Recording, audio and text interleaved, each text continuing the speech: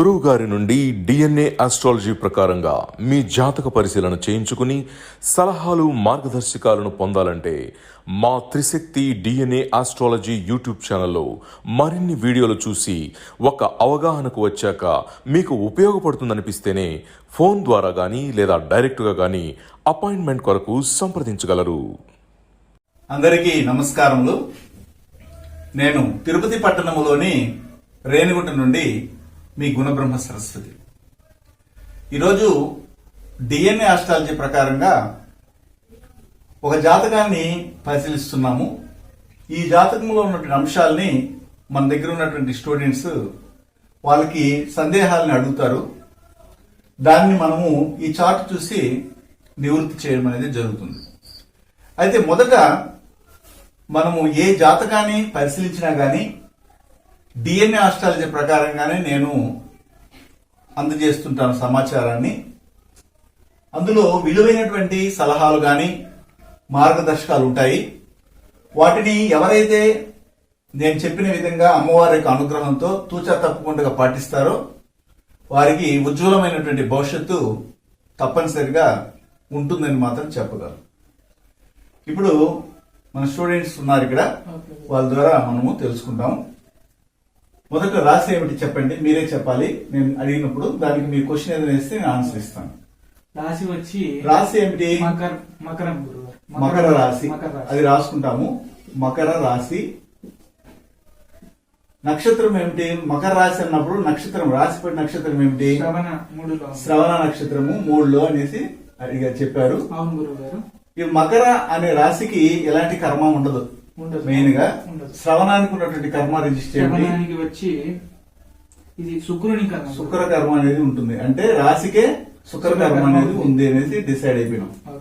ఇప్పుడు తర్వాత ఏం చేస్తాం? లగ్నం తీసుకుంటాం. లగ్నం ఏమిటి? లగ్నం మేష లగ్నము. మేష లగ్నము అనేది వచ్చింది. మేష లగ్నం ఏ నక్షత్రంలో పడింది? పాయింట్ కృత్తిక 1లో పడింది.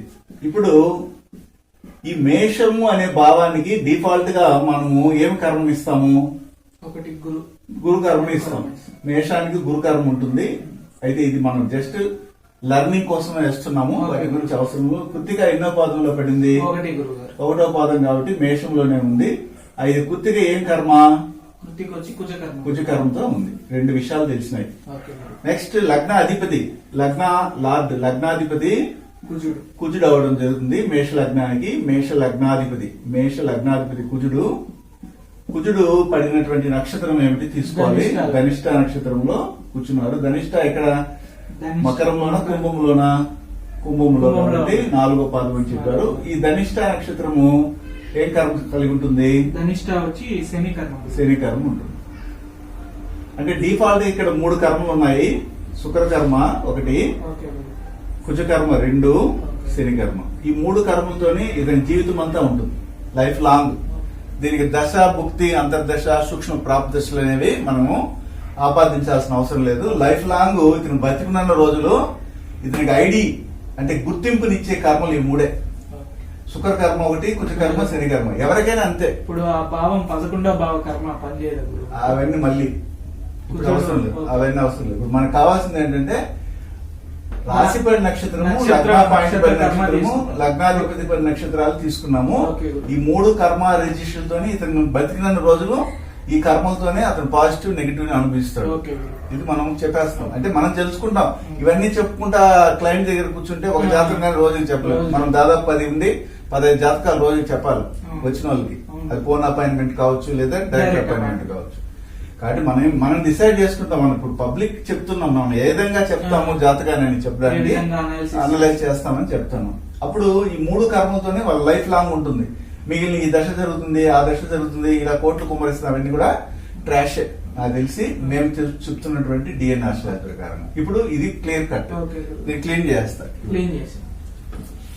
తర్వాత మనకి ఏం క్వశ్చన్స్ కావాలనేది మనం చేసుకుంటాం. అంటే మొట్ట ఒక జాతకం తీసుకుందే మనం ఫైండ్ అవుట్ చేయాల్సింది ఏంటంటే వాళ్ళకి ఏం కర్మతో పుట్టాడు అనేది మనకు తెలిసిపోయింది. ఇప్పుడు నెక్స్ట్ క్వశ్చన్ కి వెళ్తాం. ఫస్ట్ క్వశ్చన్ ఏమిటి? క్వశ్చన్ ఏంటంటే అతను రియల్ ఎస్టేట్ చేయాలనుకుంటాను కెరియర్ పరంగా. ఓకే, అతను అడిగాడు రియల్ ఎస్టేట్ వీళ్ళకి రియల్ ఎస్టేట్ లాభం ఇస్తుందా అని అడిగాడు. అది లాభం ఇచ్చేది తర్వాత వచ్చి రియల్ ఎస్టేట్ ప్రాప్తం. రియల్ ఎస్టేట్ లాభం ఇచ్చేది ఫెయిల్ అయ్యేది వాళ్ళ చేతిలో ఉంటుంది. ఓకే. కాకపోతే వీళ్ళకి ప్రాప్తం ఉందా? ఇప్పుడు మనకు ఒకటి పర్మిషన్ ఇస్తా ఉందంటే దాన్ని వాళ్ళు చెడ్డదారులు ఉపయోగించుకుంటారు లేదా మంచి దారులు ఉపయోగించుకుంటారు. మంచి దారులు ఉపయోగించుకుని డెవలప్ అవుతాడు. వాళ్ళ క్వశ్చన్ ఇప్పుడు ఏమిటంటే ట్రెడిషనల్ అస్ట్రాలజీకి అలవాటు పడిపోయేసి ఏం చేస్తున్నారంటే మేము బాగుపడతామా అలాగని రాసుందా జాతకంలో అని అడుగుతారు. వాటికంతా మనం లెక్క చేయాల్సిన అవసరం లేదు. మనం ఏం చెప్తామంటే మీ జాతకము ఇందుకు పర్మిషన్ ఇస్తా ఉంది, దీన్ని మీరు చేయగలిగితే సిన్సియర్ గా, అంటే work is worship the God అన్నట్టుగా, అంటే మన పని మన దైవంగా మనం భావించేస్తే అది మనకి డెవలప్ ఇస్తుంది. ఏదో టైం పాస్ చేస్తామంటే అది పర్మిషన్ ఇచ్చినా గానీ ఫెయిల్ అయిపోతుంది. ఇట్లా రెండు రకాలు. ఇప్పుడు జనరల్ గా ఏంటంటే ఇక్కడ కెరీర్ అంటేనే 6th and 10th భావాలు మనం తీసుకుంటాం, భావాలు భావాధిపతులు. ఇప్పుడు రియల్ ఎస్టేట్ ని తెలియజేసేది ఏమిటి? కుజకర్మ. రియల్ ఎస్టేట్ కుజకర్మ చెప్పేది 11వ భావం, 11వ భావం. ఇప్పుడు 1, 6, 10, 11 కాంబినేషన్ లగ్నం కంపల్సరీ. జాతకుడే లేకపోతే 6, 10, 11 మనం ఏం చేస్తాం? లగ్నాధిపతి వెళ్ళి ఈ వీటితో కనెక్ట్ అవ్వాలి. లగ్నము లగ్నాధిపతి 1, 6, 10, 11 కాంబినేషన్ ఈ జాతకానికి ఉందా అనేది మనం బలంగా చూసినప్పుడు ఇతను రియల్ ఎస్టేట్ కి వెళ్ళొచ్చు, సంగీతం నేర్చుకోవచ్చు. చూడండి ఎన్ని ఉన్నాయో. కుజునికి సంబంధమైంది రియల్ ఎస్టేట్ గానీ, సంగీతం గానీ, స్పోర్ట్స్ గానీ, ఆ తర్వాత వచ్చి martial arts, real estate, civil engineering, mechanical engineering, revenue department లోకి వెళ్ళడం గానీ, పోలీస్ డిపార్ట్మెంట్, మిలిటరీ, ఆర్మీ. దీంతో పాటు ఏంటంటే ఇక్కడ మిలిటరీ గానీ ఆర్మీకి వాటికి వెళ్ళాలంటే, మిలిటరీకి వెళ్ళాలంటే కుజకర్మ సరిపోతుంది. అదే విధంగా లాయర్ వెళ్ళాలంటే మళ్ళీ కూడాను శనికర్మ కనెక్ట్ అవుతుంది. మరియు బుధకర్మ కావాలి అంటే 3 కర్మలు ఉంటే లాయర్ వెళ్తారు, వెళ్ళడానికి అవకాశం ఉంటుంది. కానీ ఇప్పుడు మీరు అడిగిన క్వశ్చన్ రియల్ ఎస్టేట్ కాబట్టి ఇక్కడ మనం రియల్ ఎస్టేట్ కి వచ్చి ఇది తీసుకుంటాము. దీంతో పాటు రియల్ ఎస్టేట్ డాక్యుమెంటేషన్ ఉంటుంది కాబట్టి 4వ భావం కూడా కనెక్ట్ చేస్తాం. ఎందుకు? బుధుని కర్మ రిజిస్ట్రేషన్ తెలియజేసి 4వ భావం. డాక్యుమెంటేషన్స్ కరెక్ట్ గా రెఫర్ చేయనప్పుడు వాళ్ళు రియల్ ఎస్టేట్ వేస్ట్ కదా. అంటే ఇప్పుడు మనం ఒక విషయాన్ని పరిశీలించేటప్పుడు దీనికి ఏ కర్మలు కనెక్ట్ అయితే ఇతని జాతకం బాగా పుషప్ అవుతుంది, ఎస్టాబ్లిష్ అవుతాడు దాంట్లో అనేది మనం చెప్తాం. ఇప్పుడు ఒక దాన్ని తీసుకుంటాం. లగ్నం ఏమిటి?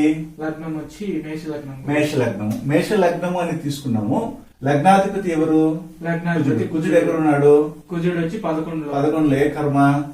శనికర్మ. కన్స్ట్రక్షన్ అంటేనే శనికర్మ. కన్స్ట్రక్షన్ అంటేనే శనికర్మ. మేస్త్రి దగ్గర నుండి అన్ని పనులకి శనికర్మ. శనికర్మ కాబట్టి లగ్నాధిపతి శనికర్మ తీసుకునేసాడు. ఓకేనా? లగ్నాధిపతి ఇటు బాగా అబ్జర్వ్ చేయాలి. లగ్నాధిపతి కుజుడు ధనిష్టాలో ఉన్నాడు, శనికర్మ తీసుకున్నాడు. శనికర్మ దాంతో పాటు ఇతనికి కుజకర్మ కూడా కనెక్ట్ అయిపోయింది. ఎందుకంటే లగ్నాధిపతి 11లో ఉన్నాడు. అంటే ఇప్పుడు 1, 11 కాంబినేషన్, 1, 11, 6 కాంబినేషన్. శనికర్మ తెలియజేసి 6వ భావం. మీకు అర్థమవుతుందా? 6వ భావం, 6వ భావాధిపతి శనికర్మ. కుజుడు వచ్చి ధనిష్టలో కూర్చున్నాడంటే 6వ భావం, 6వ భావాధిపతి 6వ భావం. నీకు అదంతా అవసరం. ఇక్కడ 6వ భావం ఏమిటి ఇవన్నీ అవసరం లేదు. జస్ట్ శనికర్మ వచ్చిందా 1, 11, 6 కానెక్ట్ వచ్చేసింది గుర్తుతో. 10వ భావం చూడాలి మనం. 10వ భావాధిపతి ఎవరు? 10వ భావాధిపతి వచ్చి శని. సరే, దాంతో పాటు ఇక్కడ ఏమిటంటే లగ్నాధిపతితో కనెక్ట్ చేసాం ఇదన్నీ. 6వ భావాధిపతి. 6వ భావాధిపతి ఎవరు? బుధుడు ఎక్కడున్నాడు? 12లో ఉన్నాడు. సరే, పూర్వభద్రలో ఉన్నాడు. 12లో పూర్వభద్రలు. ఇక్కడ సూర్యకర్మ పూర్వభద్ర. 12వ భావం కూడా సూర్యకర్మ. ఇక్కడ డబుల్ కర్మ వచ్చింది. ఇప్పుడు నక్షత్రం ఏంటి? బుధుడు కూర్చుంది పూర్వభద్ర. అది కూడాను సూర్యకర్మ. అంటే 6వ భావాధిపతి మొత్తం కంప్లీట్ గా సూర్యకర్మలోకి వెళ్ళిపోయింది. బుధుడు కూర్చుంది పూర్వభద్ర. 12లో ఉన్నాడు. 6వ భావాధిపతి 12 సూర్యకర్మ. 6వ భావాధిపతి 12లో ఉన్నాడు బుధుడు. 12లో ఉంటూ ఇక్కడ వచ్చి పూర్వభద్ర నక్షత్రంలో కూర్చున్నాడు. అక్కడ ఏమైంది? మొత్తం 6వ భావాధిపతి బుధుడు పూర్వభద్రలో ఉన్నాడు. ఆ పూర్వభద్రలోనే సూర్యకర్మ తీసుకుని సూర్యకర్మలో వచ్చేసి అక్కడికి అయింది. నెక్స్ట్ ఏం కావాలి? 10వ భావాధిపతి. అంటే ఇక్కడ ఏమంటే 6, 12 కాంబినేషన్ వచ్చేసింది. 6, 12 వచ్చింది. ఓకేనా? 6, 12 కాంబినేషన్ ఇక్కడ కనెక్ట్ అయింది. ఇది ఇట్లా వేసుకోవాలి మనం. ఇక్కడ వచ్చి 1, 6, 11 కాంబినేషన్. ఇప్పుడు 10వ భావాధిపతి. 10వ భావాధిపతి వచ్చి 10వ భావాధిపతి ఎవరు? శని. శని ఎక్కడ ఉన్నాడు? శని వచ్చి మనకు 4లో ఉన్నాడు. ఎక్కడ ఉన్నాడు? ఏ నక్షత్రంలో? ఆశ్లేష 1లో. ఆశ్లేష ఏం చెప్తుంది? ఆశ్లేష వచ్చి సూర్యకర్మ చెప్తుంది. సూర్యకర్మ చెప్తుంది. సరే, ఆశ్లేష సూర్యకర్మ చెప్తుంది. ఓకేనా? ఇది మనం తీసుకుంటాం. అయితే 10వ భావంలో ఎవరైనా గ్రహం ఉన్నారా? చంద్రుడు ఉన్నాడు. చంద్రుడు ఎక్కడ ఉన్నాడు? చంద్రుడు వచ్చి శ్రవణ నక్షత్రంలో. 10వ భావంలో అధిపతి కూడా మనం తీసుకుంటాం. ఓకే. 10వ భావంలో ఏం కర్మిస్తున్నాడు చంద్రుడు? గురుకర్మ. గురుకర్మ అంటే 10వ భావానికి గురుకర్మ ఇచ్చేసాడు. ఇక్కడ 10వ భావాధిపతి శని వెళ్ళి ఇక్కడ సూర్యకర్మ తీసుకున్నాడు. ఆ 10వ భావాధిపతి 4లో ఉన్నాడు కాబట్టి బుధుని యొక్క స్థానం, బుధుని కర్మలో అక్కడ కుజకర్మ ఇస్తున్నాడు. ఎందుకంటే 10వ భావాధిపతి 4లో వెళ్ళి ఏం చేస్తున్నాడంటే ఆ భావం నుండి తీసుకునేది ఏమిటంటే బుధకర్మ. బుధకర్మ తీసుకుంటాడు. ఎవరు? 10వ భావాధిపతి బుధకర్మ తీసుకుంటాడు. 10వ భావాధిపతి శని 4లోకి వెళ్ళి బుధకర్మ తీసుకుంటాడు. ఓకేనా? ఆ 4వ భావానికి కుజకర్మ ఇస్తాడు. ఎవరు? శని. శని కుజకర్మ ఇస్తాడు. శని ఎక్కడ కూర్చున్నాడు? ఏ నక్షత్రంలో? శని వచ్చి ఆశ్లేష. ఆశ్లేష నక్షత్రం ఎవరిది? సూర్యుడు.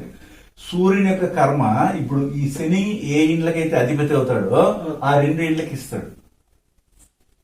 10, 11 భావాలకి సూర్యకర్మ ఇస్తాడు. ఇతను తీసుకోవాలి శని. ఇప్పుడు లాజిక్ అర్థం చేసుకో. 10వ భావాధిపతి వెళ్ళి 4లో కూర్చున్నాడు. 4 అనేది ఏంటి? బుధకర్మ. బుధకర్మ 4 బుధకర్మ అడిపోయిందా? అప్పుడు ఎవరికి బుధకర్మ వచ్చింది? 10వ భావాధిపతికి వచ్చింది. 10వ భావం ఏంటి? ప్రొఫెషన్ కి బుధకర్మ రావాలి, వచ్చేసింది. ఎందుకంటే డాక్యుమెంటేషన్ అని చెప్పి. బుధకర్మ వచ్చింది. ఓకేనా? అయితే 10వ భావాధిపతి 4లో వచ్చి ఉండడం వల్ల ఈ 10వ భావానికి బుధకర్మ వచ్చింది. ఈ 10వ భావానికి ఏ కర్మ లేదు, యాక్చువల్ గా లేదు. అయితే శని ఎక్కడున్నా కానీ అక్కడ ఆ ఇంటికి ఏమిస్తాడు? కుజకర్మ ఇచ్చేసాడు. అయితే ఈ శని ఎక్కడైతే ఉంటాడో అక్కడ ఏ నక్షత్రంలో కూర్చున్నాడు? ఆశ్లేషుడు. ఆశ్లేష ఏ కర్మ కలిగి ఉంటుంది? సూర్యకర్మ.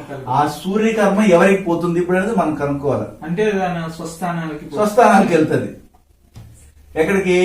10వ భావానికి 11వ భావానికి వెళ్తుంది. అప్పుడు వీళ్ళ కుటుంబంలో వీళ్ళకి వచ్చే అత్త గాని, లేదా వీళ్ళ నాన్న కుటుంబం గాని, వీళ్ళ అన్న కుటుంబం గాని, చిన్న అన్న కుటుంబంలో గాని అశ్విని, ఆశ్లేష, అనురాధ, పూర్వభద్ర నక్షత్రాలు కనెక్ట్ అవడము, అదే విధంగా వైద్య వృత్తిలో ఉండటము, తర్వాత వచ్చి పొలిటీషియన్ గా ఉండటము, లేదా తండ్రి వృత్తిని చేయడము, అడ్మినిస్ట్రేషన్ ఉండడం అనేది కంపల్సరీగా జరిగి ఉంటుంది అక్కడ సూర్యకర్మ. అదే విధంగా అదే కుటుంబంలో ఆత్మహత్య చేసుకుని చనిపోయింటారు.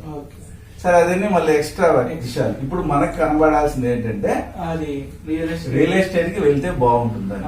రియల్ ఎస్టేట్ కి వెళ్ళడానికి అవకాశం ఉంది, పర్మిషన్ ఇచ్చేసింది. అది పెద్ద పెద్ద కాంట్రాక్టర్స్, ప్రభుత్వంతో కనెక్ట్ అయ్యే కాంట్రాక్టర్ లో కూడా వెళ్తుంది. ఎందుకంటే సూర్యకర్మ కనెక్ట్ అయిపోయింది. ఇక్కడ సూర్యకర్మ 2 ఉన్నాయి. కుజకర్మ ఉంది, శనికర్మ ఉంది, బుధకర్మ ఉంది.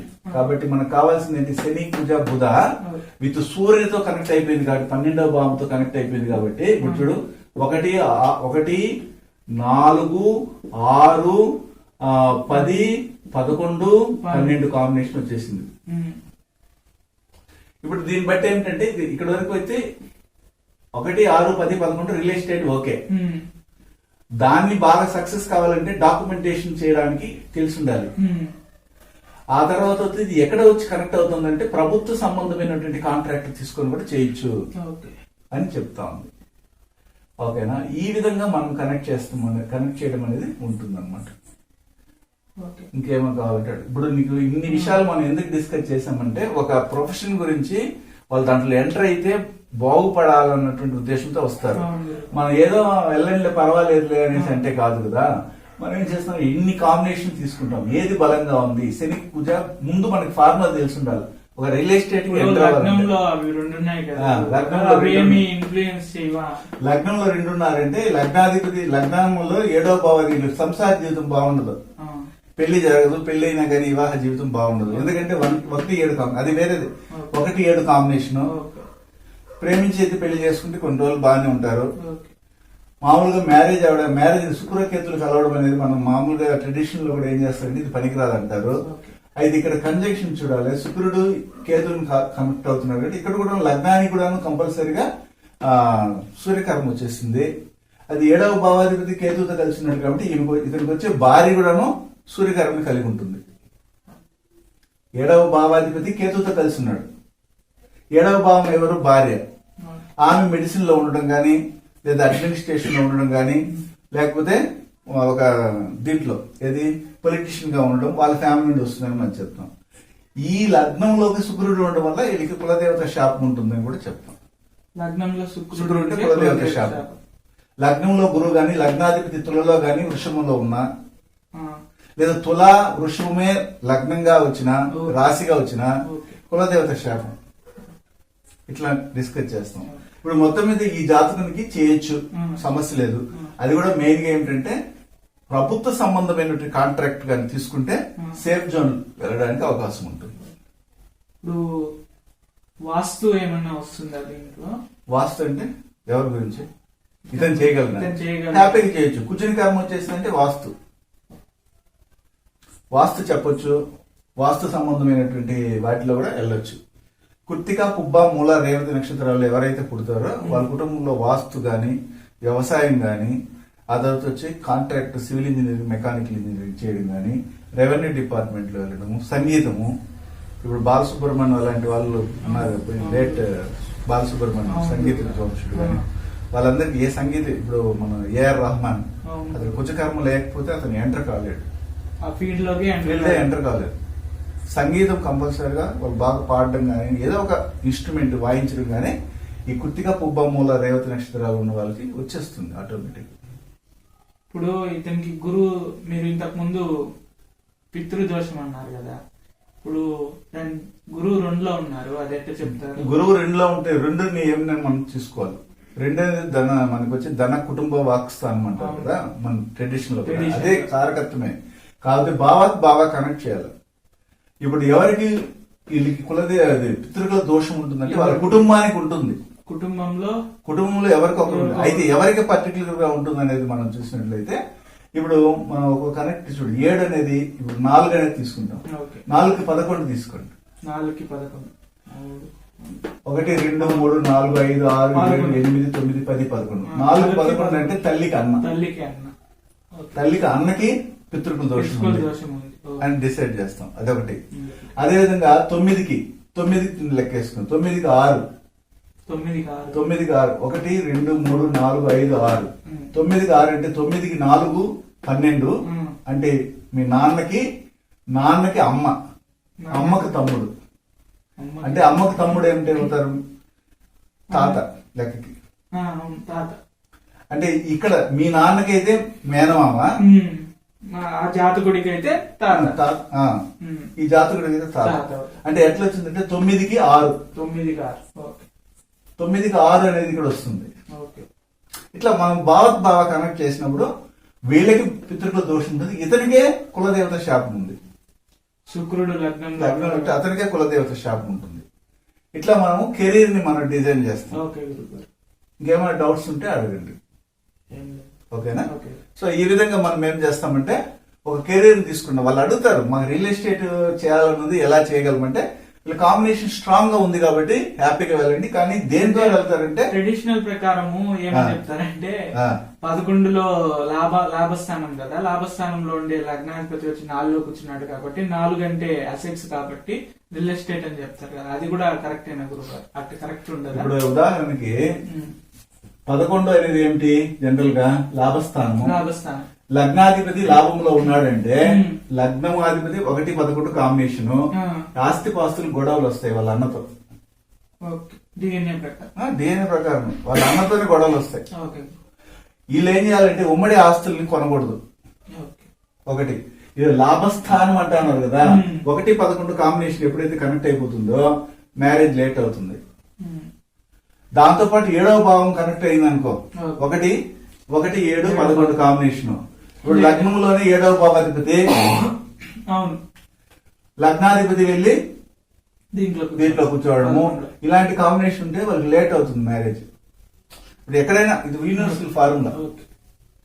ఇప్పుడు 7వ భావాధిపతి 11వ భావాధిపతి 4లో ఉన్నాడు, ఇది అసెట్ అని చెప్తాము అని చెప్పారు కదా.